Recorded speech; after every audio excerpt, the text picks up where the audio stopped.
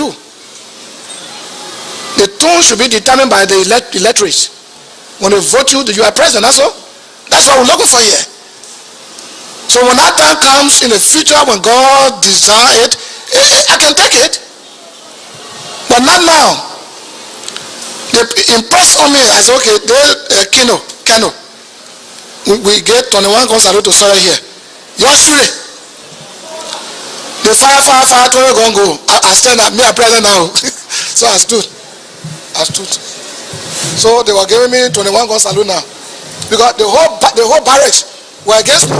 If I don't become president, I should become president because to replace Soya, that's Soya not good. In fact, when Soya came on the bill with Dongayaro to greet me one occasion, they left us there, Vanny led one battalion, they were shooting the black the whole row. They wanted to catch Soya. And I said, don't bring trouble to me. I sent people to bring Vanny by force. And we dispersed the crowd. So you come again and say, yeah, $1 for you. If you don't declare yourself president today, that's trouble. I said, okay, I'll shoot it on one gun. They fired the gun, 21 refused. They try everything, no way. So I said, okay. Now, as I was standing, you fire, 20 went off. 1 refused. Now let me move. When I move, the thing, pow! And the gun went not 40. It's not time. So please let Sawyer be the president. They say, but Sawyer is giving us hard time. And when he sent the ECOMO, the CC, the car, when they go to the bank to change the small money, he do this, he printed money, he thinking that we store money now. We keep the bank, we get $8.7 million, he now uses it to buy house in America, he enjoy himself, the man who can dry and looking like fat now, the bamboo warrant, then he suffering house. If you don't, they may you don't know for him, we'll go to chat to them. That was how my men then joined to them. The other post in which my men then joined, it was forced upon them by Dalesaya. You know, most politicians, politics is an act of governance. But some people, they get bad condition in them that they don't know how to rule. You know, Ale Lima, when Rollins took over and said 3 months, I turn over, he turned over. Ale Lima never rested until he put Rollins in jail back because he was not comfortable with him. When I moved though and put Sawyer, Sawyer was not comfortable with me, he created BlackBerry. At a certain point in time, he was still not comfortable with BlackBerry, he dissolved BlackBerry for other fashion. Yeah, join me here, there. Playing game with people's lives. The many thousands that fled the country, they didn't matter to Sawyer. When any time we quit, they go to America. When conditions subside, they come. So this was the kind of condition. We fought, like I said, for reasons. But for you to look at us as a troublemaker, and for me to move from here, if I didn't want to go to Nigeria, if I wanted to stay, I would have stayed. Because Leo were not fighting me, Ulimo were not fighting me. Before Ulimo was organized in Sierra Leone, whatever the name the other day, Peter Naga and this Kroma, they came to my office on Bushra Island. Peter Naga and Alehali Kroma, he's listening to me. They came to my office. He said, Johnson, I'm organizing Ulimo to fight Taylor, not you. He said, because we're tired of war and the men perpetuating this war. He informed me. AFL were not interested in fighting again with me. LPC were not fighting me.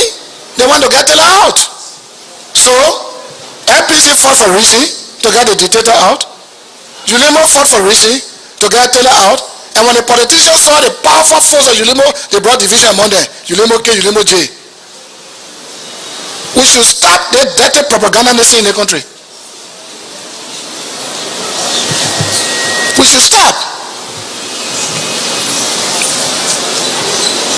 Those people who are here, this country is so sweet. Though we don't have money, but we are rich with resources.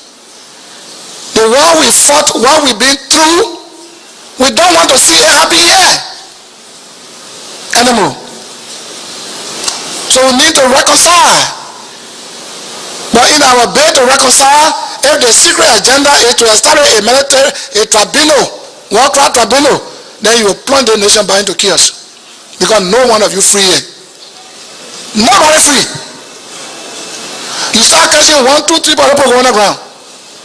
South Africa did it successfully after Charlesville massacre, Soweto. You see any white man in jail for crime there? Sierra Leone, apart from the UN court, you only have TRC in Sierra Leone, local TRC. I wonder how many people they try beside those who are facing the UN court. Nobody free. So for people to begin calling people, let us treat each other with respect and dignity. Get jobs to the person who practically know the job, not holding degree. Everywhere you go now, CV. People buying degrees. During the campaign in Ganta, 2 master holders from United Party faced me in debate. I flogged them.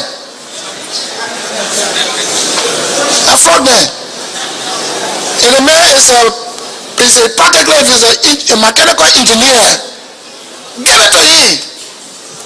He may not have paper. Now the CV business leaving many people undone. Who is responsible for educating people? Your government.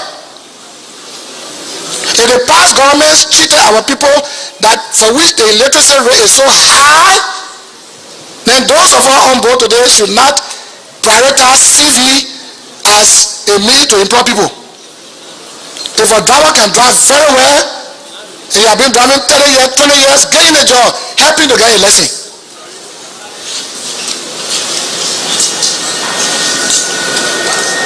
And let us create more jobs.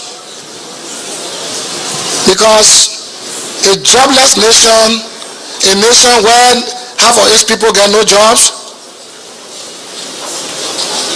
is difficult to survive. It's difficult to survive. How will you feed your children? How will you take care of your other needs? There's something that has been drawn to my attention that we've always been against, for which that matter constituted reasons why, one of the reasons why we had to fight. Apart from that, is also part of suppression.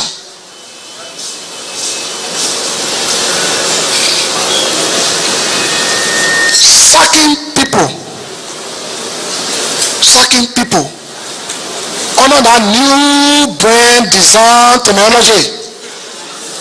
Dancers. Then who are you upsassing?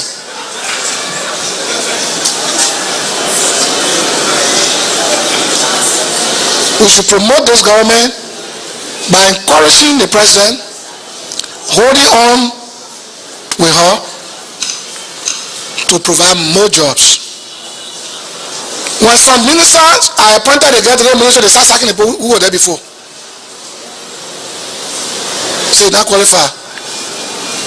If you move the people from that ministry, if you're not replacing them, or you never replace them, then there should be dividends. We should not be crying with no money.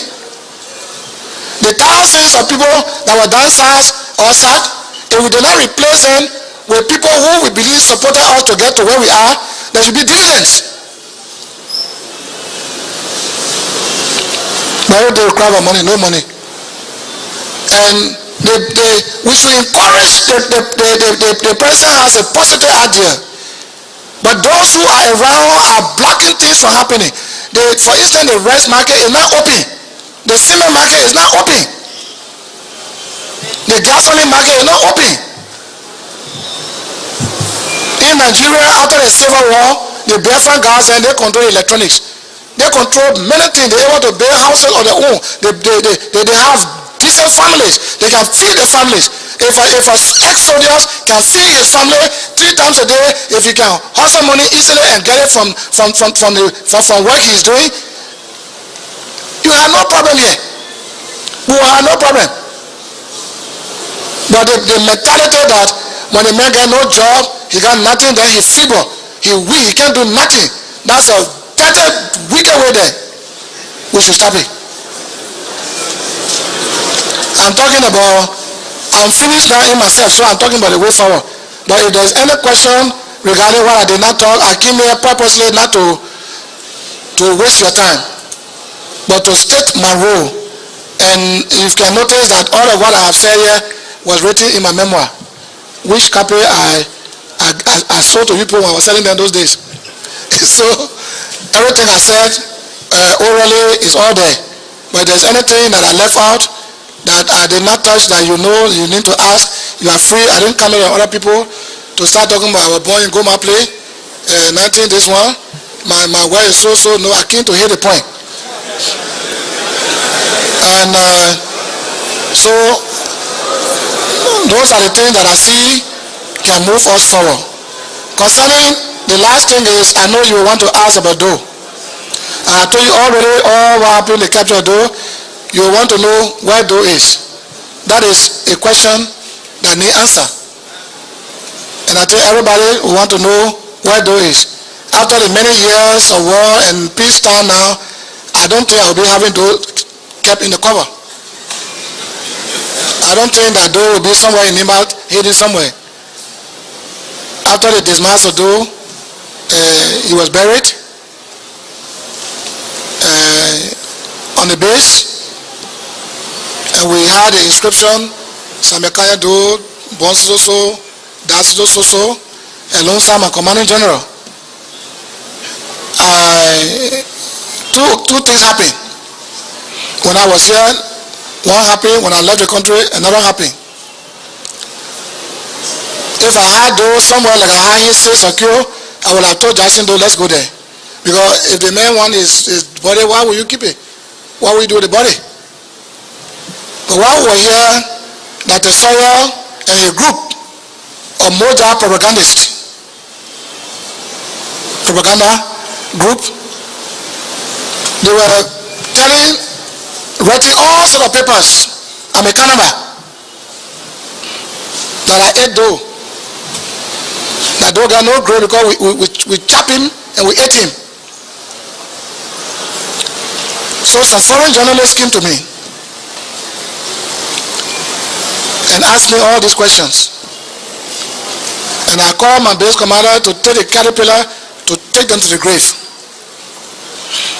They went to the grave, they took the picture, but they were not still certain. You could have different things in the grave and different inscription. So I asked them to bust the grave and to bring the body up. The body of Doe was as high as a rock. Doe was in bound for 25 years. That's Amici. All the chemical he had, I said, put it there.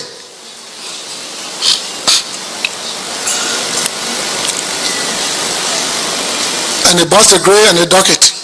And we brought the body down. And they took the picture. So I asked that they should take him and bury him back. And General Vani, my deputy, said no. One man can get two graves. So they cremated him. They burned him, burned the body to ashes, and threw him in the river. That's it.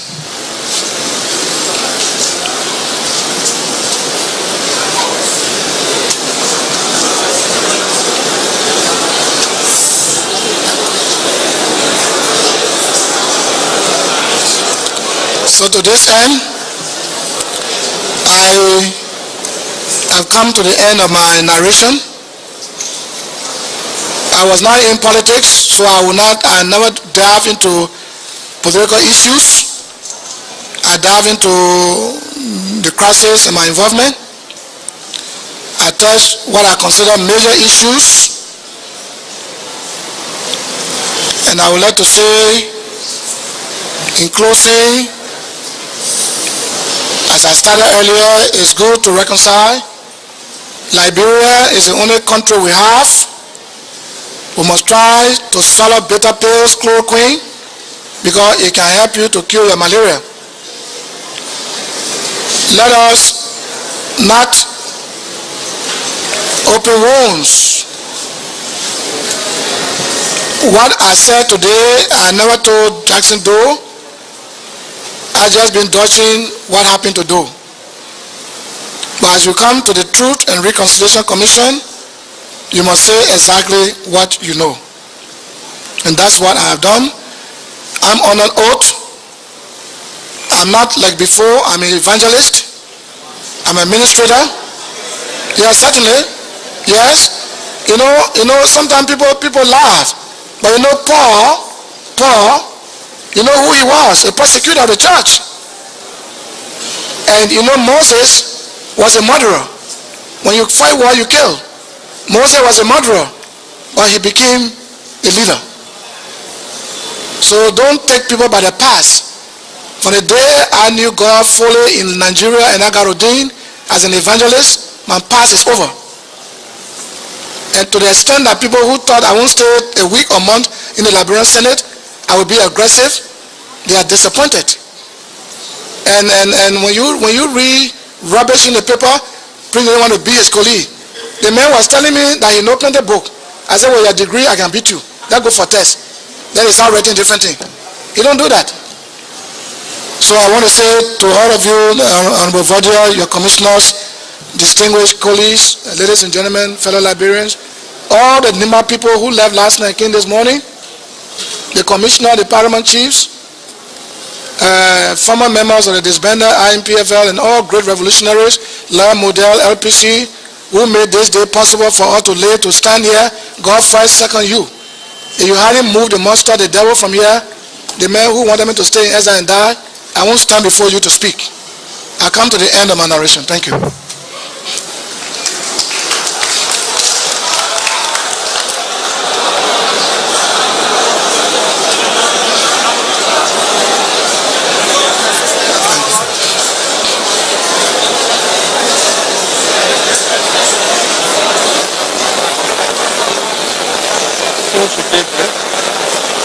Just go ahead. Just use your mic.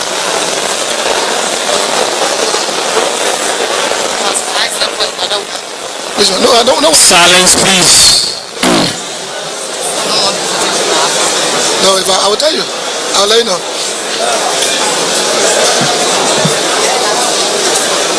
Shall we have it? Shall we have it quiet, please? Mr. Witness, we want to thank you very much for coming before this commission and speaking to matters that lie within your certain knowledge in respect to your role, your experiences, and what transpired during our conflict period from 1985 to 1992. We thank you very much for your presentation. We take note of your recommendations to the Commission and the series of events that occurred during that period and your narration of how they happened, why they happened, constituting the truth of what transpired. We are convinced you have added value to our work, and at this time, commissioners will ask some questions so that maybe if there are things they want clarification on, or there are other events and matters you didn't touch on, they could bring it up. So thank you very much. Thank you, Chairman. Commissioner Connor.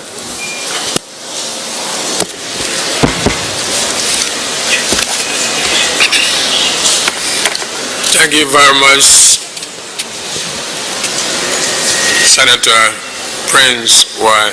Johnson, for appearance before us today to give your testimony in a very calmed atmosphere, so as to give us the opportunity to hear and know what really took place during the war. And we want also, perhaps on behalf of the TRC, to express our thanks and appreciation to the chiefs, the elders, and citizens who thought it wise to be present here today in hearing their son, their brothers, and their father. We know from here, each and every one of you will serve as goodwill ambassador for the TRC. That the work of the TRC is to fetch the truth. And when the truth is fetched, to decide how to reconcile it. That reconciliation can either be restorative justice or retributive justice, depending the condition of the situation. So this commission is not here to hunt anybody, but is here to listen to people and to hear. And I know citizens of Liberia and even foreign friends who are here, please take this message to the other people. Mr. Witness, in your testimony, you give out a line out how you people left here to Libya. And you called many names. My question was, Benjamin Yeten among the first group or the group that went to Libya? Was he part of it? Yes, sir, he was. He was. And you also said that before you enter on the territorial soil of Liberia, you drew up, in your own language, you said, we drew up guidelines that will govern, control the activities of the soldiers, both in the bushes and the towns. Now the question is, who is the we? You see, in the revolution, you don't say I, you say we. The leaders of the revolution drew out guidelines to govern the activity of our men in combat. I didn't do it by myself. It has to be a consensus by the leadership and all other, the leadership include the commander himself, that's me, and other sub-commanders. But were you part and parcel of that? I was. Okay. At the time I had broken away, I had to draw these guidelines in consultation with the leadership of my revolution, so that we all agreed upon it, and then not to be imposed, but something that was generally acceptable by all of us. Who led the group, the troop, to Liberia? Well, we added, from Butu added, and in Tapley I broke away, so I had a separate group from Tapley. You know what I'm talking about? You talk about the rules, we understand that, but the group that entered the territorial jurisdiction of Liberia. No, actually, I said earlier that when the Sierra Leone route was blocked because of President Momo's behavior, after having order to be beating Mr. Taylor, we decided on another option to pass through Cote d'Ivoire. And this time around, Taylor told us that he had dispatched weapons across the border. And when we crossed as one unit, that time we were all one, MPFL. When we crossed, we couldn't find weapons. So the rest of the guys went back, and the few who wanted to follow me. It is that few that follow me and myself that carry on more recruitment of Liberians on the soil, and I led them. Taylor was now on his own. Benjamin Yeten now on his own with Taylor. They were not when I broke away. Did your rule provide any provision that in case of disagreement, discontent, how such disagreement, discontent can be resolved? You mean discontentment amongst the troops of mine? Before the formation of Independent National Patriotic Party. Oh, before then, when we were one, we made sure that we refer matter to the leadership. Whoever did what and did what, we refer to the leadership. We never took unilateral action on our own.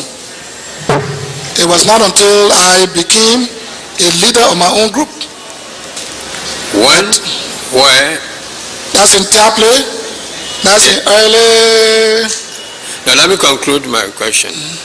I'm asking when, where, and why an independent National Patriotic Front was established. Are you true, sir?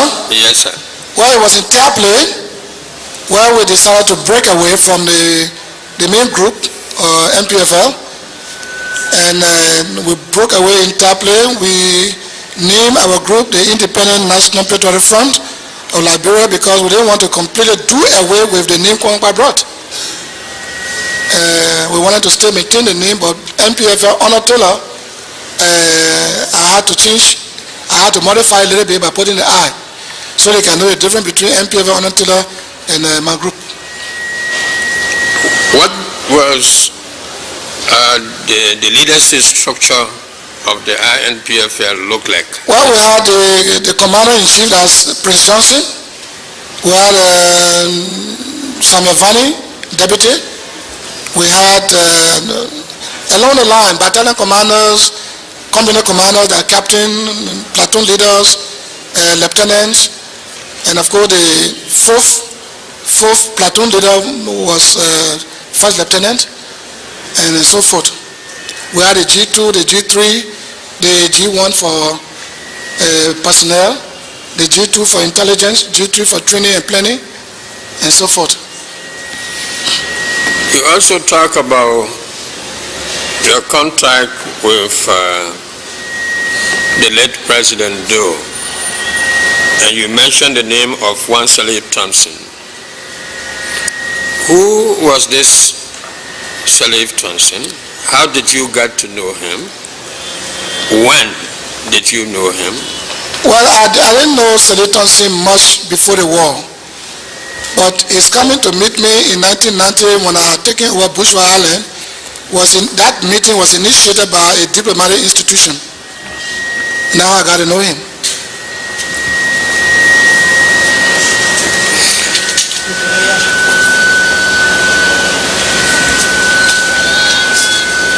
During your general testimony, you talk about Feble and Podia. We know these people to be of military oriented, and you said that they were tried by a tribunal set up by INPFL. Can you tell us what was the composition of this tribunal, and who were the presiding chairman? We had a presiding chairperson, and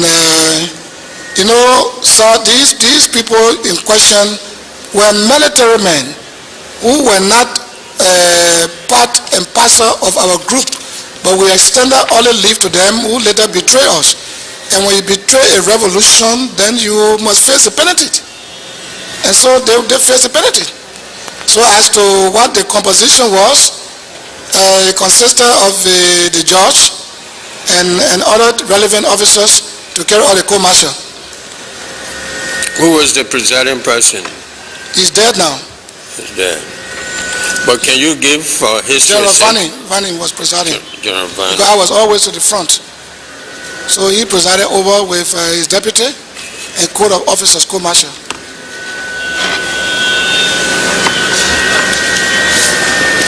Talking about the formation of IGNU,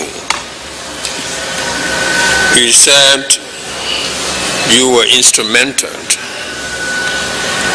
in the formation or the arrival of the interim government into Liberia. Can you tell us how you were instrumental in both the formation and the arrival of the IGNU here? So I had to be. In the first place, I controlled Central Monrovia, including Duco. There was no way for that government to have come here if I didn't give my indulgence, if I didn't participate. In the Gambia, we were there in full, and we went purposely in support of Dr. Sawyer, and our last vote brought him to power. So even casting our vote for him is being very much pivotal in getting him here. That's the role we play. Yeah, you have talked about the arrival, but I'm talking about the formation. Were you, your organization, You mean the fully formation intro? represented at Oh, Banjul and they participated in the formation? The interim government, sir? Yeah. Oh yeah, I was given the speakership position. In fact, I sent Noah Bodlow to be the speaker, and Dr. Peter Naga became the vice president. I was given the youth and sports ministry, and so forth.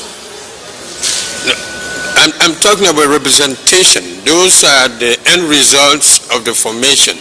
But before forming the interim government, whether INPFL was represented at Banjul. That's what I'm saying, sir. Yeah. We were in the Banjul. I sent my spokesman, Noah Bodlow, with specific instruction to vote for Sawyer. And we were fully represented. We sent other colleagues of ours from our group. We were there. So it means you were part and parcel of the formation of the interim government, and therefore if there's any credit or debit, you have equal share in that. Well, sir, I beg to differ from that. You have a leader stubborn who could not listen. And that's why we pull all of the interim government. Though I was part and parcel of his formation, but the latter day that the Sawyer could not listen. In fact, he began to marginalize us. And then printing money with all the nation's approval, the money was not approved by the national legislature. And the signatory to the money, on the money, was put there by Dr. Barrontar, who was not confirmed by the legislature. So I think it's economic crime. So I asked my people to pull out. Yeah, that was disagreement. Yeah, that was brought a disagreement. After the formation of the... Yes, sir. Okay. Did you also take part in the national conference? Yes, sir. The All Liberian Conference, I said that in my narration. I took part at the time when, it was during the time when Dr. Sawyer had appealed to me to re-nominate Bishop Ronald Dix. And I agree with him, but on the contrary, I did different thing by nominating Peter Naga, which annoyed him. You talk about the Wise Men Committee. Was this Wise Men Committee part and parcel of the TLA, or were they ordinary citizens that get together as wise men? Your Honor, I really can't say why he kept these men in the mansion and called them wise men. He gave them the name. He gave them the name, and I think they were doing some specific duties for him, and that's why he called them wise men. I never heard of a group in this country since I was born called wise men, exclusive group in the presidency that the president consults in doing whatever he wanted to do. They were there. Today, you as senator, responsible for making rules and regulations to promote, foster, nurture, and sustain democracy and human rights. Well, what will you say today from where you sit as to the way you treated the Wise Men Committee was within the scope of human rights and democracy? Well, you see, sir, lives were taken by people who should be keeping peace. My men were slaughtered in cold blood by peacekeepers under the order of Dr. Sawyer. Hundreds of men were packed up in the container and burned to death. And the wise men didn't move on the right footing. So what I did, I had no remorse. I had no remorse. If they had document to give me in answers to my allegations or complaints, they would have sent it to me on the base. Rather than moving me from my bed to the mansion, Duka mansion, to only begin to read, answer and think. So I punished them the way I thought it would be better. Thank God that they even live. Because with the death of my great men in combat, I was confused. I would have done anything to them. But I calmed myself down and I said, well, the only thing they would do is to drink to get more water. As a well-trained military personnel, what was the rationale behind you deciding or allowing the capture, the trial, and the death of the late President Doe to be on camera? Sir, I forgot to bring it. I have a video clip. It used to be all on the market here. When Turbo was brutal in his pajamas, it was televised. That's why it's on tape. When Kwangba was either told the son pills, I don't think they killed him, or whatever happened. They exhibited Kwangba body, cutting him to pieces and sharing the parts. So what they did to Turbo, they did to Kwangba, and what they did to Kwangba happened to Doe. Everything that happened to Tabata was on camera. When they put the 13 people, all people like that, killed them and put them in mass grave, it was on camera. If you didn't, I have it. I thought it was in my bell. I was going to give it to you because I brought it to as an exhibit to give you. It's home.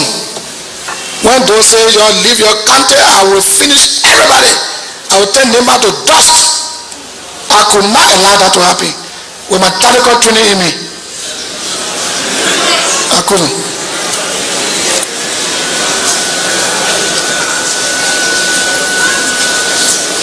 You said, taking you back, that you people traveled to Libya for training. How long did you remain in Libya while undergoing training? So it was almost 2 years. Almost 2 years. In Tajura camp, almost 2 years. It is generally presumed that the rationale behind NPFL declaring war against Sierra Leone was because it hosted ECMO and also actively participated in the formation of ECMO.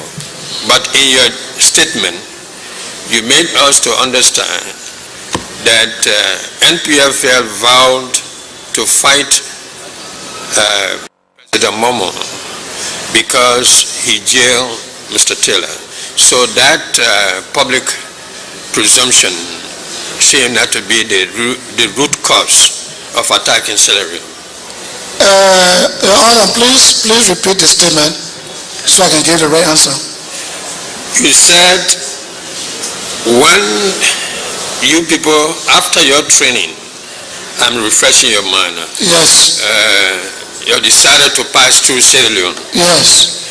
And Momo said, before you people come here, my men that died in 1985 incident, you have to give something to the family. That's correct. $50,000 were given. That's correct. And the promise was made. That's correct. Even houses were identified. Yes. Where the men will be. That's correct. For a short time. And when he left, Taylor gave him money to do the repairing and renovation of the buildings. Later on, he called him to come and inspect. And when he came, instead of inspecting the area, he was arrested and detained. That's correct. And flogged every morning. That's correct. There where he met Fode Sanko. That's correct. In jail. There where Fode Sanko decided to replace him in terms of punishment. That's correct. All right. When Mr. Taylor returned back to Libya, he showed you his bike and how he was treated. That's correct. Now, it was from there that you people vowed that when you come to Liberia, you will fight Sierra Leone or Momo through Sierra Leone. That's correct. Yeah, so my question now is, it is not the perception that Sierra Leone was attacked because it's hosted ECMO headquarters and participated, but rather the mistreatment of Mr. Taylor was the you see, Your Honor, the ECMO being hosted in Sierra Leone, that was Later, when Taylor was beaten, they would never attack. There were nothing like peacekeeping force on the ground. So the attack on Sierra Leone by Taylor, I'm not trying to justify, but the attack would not have meant could not have been staged because of ECOMOG being on the ground. No. It was not the intention before I broke away. Because when I broke away, I went to Sierra Leone and told President Momo every detail about the attack on his government, and he asked me to go to Nigeria to tell Babangida. He gave me a note. So I was not in favor of attack on Sierra Leone. But it was Taylor being beaten by Momo who decided that since Momo, his friend, could take money from him and then put him to jail and flog him, he would support the son of Sierra Leone to attack Sierra Leone to get Momo out. It was not my plan, no. But at the time I was there, this is what happened. So when I broke away, I had to go to Sierra Leone to inform President Momo, who requested of me to go on my way to Nigeria. I should tell Babangida, and that's what I did. And for that, in a bid to help Momo, I organized 2 battalions of strike force, highly trained guys, to go to help. But he said it was okay. So that's the answer I can give. Is it true that you did not lead INPFL as administrative leader, but as military leader who was in the battlefront in carrying out the activities or the prosecution of the war? But you see, in revolution, the leader of the revolution doesn't sit back and send people cheering. Che Guevara didn't stay behind and send people. They were in the forefront. You always say, follow me. And they follow you. Leaders, true military leaders, General Patton, they don't stay by and send people. When they started their military careers, the captain won't sit by and send people. You're always there. You're always there and say, move up. Follow me. So I never stayed behind. I was always in the front. It is when you are there leading them that you see them by your side, taking positions in strategic areas. If you stay in the back, they stay in the back. If you are deploying them, go along with them. So as the one who leading your men and women in arms in the battlefront, you are also charged with the responsibility of not only monitoring, but also of instilling discipline. That's correct. That's correct. My men were not very large, very small, but effective, very proficient, and I had command and control over them. Your organization has been accused of killing one popular AFL singer called Robert Toe. What is your defense? Not to my knowledge. Robert Toe will know no singer like that. Because AFL came to me in the thousands. Many of them brought dilapidated weapons, malfunctioned weapons also, and we gave them new AKs, new M16s. We all feared they could shoot our backs. And they were packed up down on my base, the police director, all of them, Sonkale now retired, so many of them, they were on the base. So we could not see ourselves being host to AFL soldiers on my base, they at the same time killing a singer. I sing myself. I had a band on my base. When I come from battlefront, I take the band and play and we're singing. So I would allow to have him. Why would you kill a singer? If I sing and play guitar, say yes. Though I'm getting old, but I still sing. So I would have loved to have him. It is also alleged that a deputy director of police by the name of Peter Thomas and Commissioner of Custom by the name Sam Todi were all killed by you? I mean, when I say you, by NPFL. Well, if it happened, it may have happened during the combat at the Freeport. I think they were withdraw. I'm sure they were withdraw. But nobody else killed police, soldiers anywhere. Soldiers who came to the base directly came. Those police who also surrendered, they came in. But at the port, a lot of people died.